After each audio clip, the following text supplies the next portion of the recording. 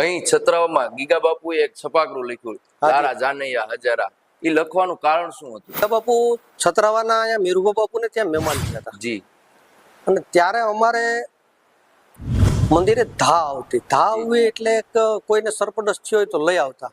ત્યારે ઢોલ વાગતો. ઢોલ વાગે એટલે આખા ગામમાં ખબર પડે કે કોઈને સરપડસ થયો છે. તો આખું ગામ કોઈ ખાટલે ન બેસે, છોકરા ન ધવડાવે, ગાય કે ભેંસને ન દોવે, અને બધા એક જ આર્તનાદથી પ્રાર્થના કરે કે જે આવ્યા એને સારું થઈ જાય. જી.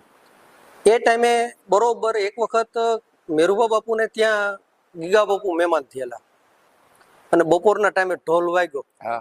ઢોલ વાગ્યો એટલે ગીગા બાપુએ પૂછ્યું કે મેરુભા બાપુ આ અત્યારે ઢોલ કઈ પ્રસંગ છે ગામમાં? તો કે ના, મંદિરે ધા આવી છે. જી. પછી મેરુભા બાપુ એ બધી વાત કરી તા કે તો મારે જોવા જવું છે. મંદિરમાં આવ્યા તો બેસુધ પડેલો વ્યક્તિ ઝેર ચૂસ્યું, બધા સાથે ચાલીને હાલીને ગયો.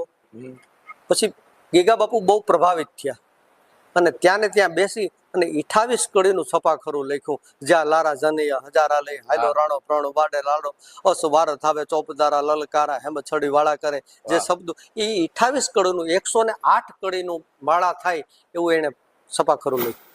લારા જાનૈયા હજારા લઈ હાલો પ્રાણ વાને લાડો રાણો અસ ભારત થાય.